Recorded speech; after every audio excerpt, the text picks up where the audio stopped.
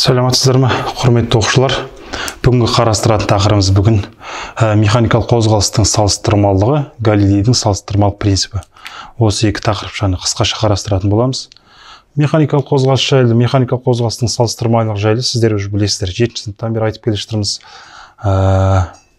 Механикалық қозғалысты қарастыру санақ жүйесінің керек екендігі, санақ денесінің керек екендігі, сонымен қатар оны өлшейтін құрылғыны керек екендігі 7-ші сыныпта сіздерге айтылған болатын. Енді соған қарапайым тағы бір мысал келтіріп естеріңізге салып кетейік. Біз алдыңғы сағатта кеме және кемеде отырған адам болмаса жағада тұрған адам жайлы мысал келтірген болатынбыз. Бүгін енді өзіміздің өмір сүретін қоршаған ортамыз, яғни жер, мысалға да жер бар deyip қарастырайық. Жерді айлана қозғалатын табиғи серігі ай бар. Ол жерді айлана қозғалыс жасайды. Қарасаңыздар, оның траекториясы дөңгелек тәрізді болып келеді. Енді осы айдың қозғалысын күнмен салыстыра қарастыратын болсақ не болады? Так, ондай болатын болса, ортада күн тұрады деп қарастырамыз. Так, күнді не істейді? Күнді жер айлана қозғалыс жасайды. Күнді жер айлана қозғалыс жасайды. Онда мына жерде жер тұрады. Енді ай не істейді? Осы жермен бірге күнді айланып қозғалады. Не істейді? Мысалы, мына жерде оның өзінің орбитасы бар. Жердің айналасымен. Мына жерде ай деп қояйық. Осы ай жермен бірге не істейді? Күнді айланып қозғалады. Сонда қарасаңыздар, жер жылжып келе жатыр. Жер жылжығанмен қоса ай оны айлана қозғалыс жасайды. Сол кезде оның траекториясы мысалға міне күннің айналасын қоршаған жердің орбитасын бойымен созылған бір серппеге ұқсап қалатын сияқты, мына ортасында жер болып отырады. Көрдіңіздер ғой? Сонда міне бір дененің қозғалысын басқа денелермен салыстырғанда, яғни басқа санақ жүйесіне барып қараған кезде, біз жаңа санақ жүйесін жермен байланыстырамыз, екінші мысалда күнмен байланыстырып тұрмыз. Санақ жүйелерімен байланыстыратын болсақ, қозғалыстардың сыртқы көрінісі бізге әртүрлі көрініп тұр. Яғни бұл деген сөз қозғалыстың салыстырмалылығы болатынның анық табиғи мысалы болып табылады. Енді осы механикалық қозғалыстың салыстырмалылығына көптеген зерттеулер жүргізу арқылы Галилей ең көп зерттеулер жүргізген. Ол кісі мысалға былай жасайды. Ашық суда, яғни теңізде тыныштықта тұрған кеменің ішінде зертханалық жұмыстар жүргізеді, қозғалыстарды зерттеу. Және сол кеме сол суда бір қалыпты қозғалып келе жатқан кезде, бір қалыпты жылдамдықпен қозғалып келе жатқан кезде тағы да сол жаңағы жасаған жұмыстарын мына жақта да жасайды. Екеуінің нәтижесі бірдей болады. Шын мәнінде бір жерінде кеме тыныштықта тұр, бір жақта кеме бір қалыпты қозғалыс жасап келе жатты. Бірақ екеуінде нәтижесі бір қалыпты болып табылады. Осыған қарай отырып, ғылымға жаңадан бір тұжырымдама енді, ол ғылымға Галилейдің салыстырмалық принципі деген атпен енді. Ол жерде мысалы көріп отырсаңыздар да, екі санақ жүйесі, бірақ нәтиже бірдей болып тұр. Ол деген сөз бір-бірімен салыстырғанда тыныштықта тұрған болмаса бір қалыпты түсісті қозғалыста келе жатқан санақ жүйелерінде қозғалыс бірдей өтеді екен. Бұндай санақ жүйелерде бірдей өтеді екен. Бұны жаңа Галилейдің салыстырмалық принципі деп айтамыз. Болмаса жаңағындай осы зерттеудің нәтижесіне қарай отырып, санақ жүйесінен инерциалды санақ жүйесі деген анықтама, яғни жаңадан физикалық ұғым енеді. Бұл деген сөз бір-біріне көріп тұрсыздар ғой, бір-біріне қарағанда бірдей жылдамдықта қозғалатын болмаса, тыныштықта тұратын санақ жүйелерін инерциалды санақ жүйелері деп айтады. Инерциалды санақ жүйесінің екінші анықтамасын жаңа айттық қой. Кез келген бірнеше түрлі санақ жүйелерінде егерде механикалық қозғалыстар бірдей өтетін болса, ондай санақ жүйелерді инерциалдық санақ жүйелері деп айтамыз деген сияқты. Осының нәтижесінде Галилейдің салыстырмалық принципі де осылай енді ғылымға.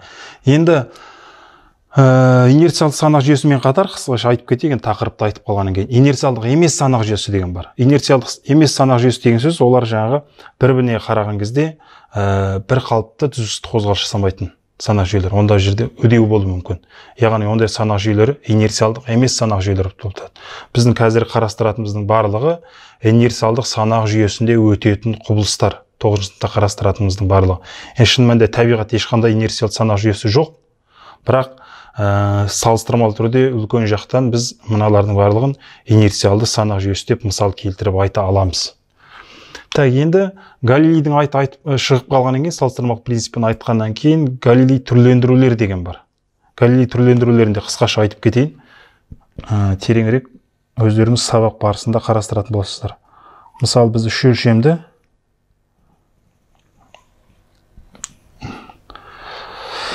жүйені алайық. Мысалы, мына жерде біз z алсақ, мына жерде y алатын болсақ, мына жерде x алатын болсақ.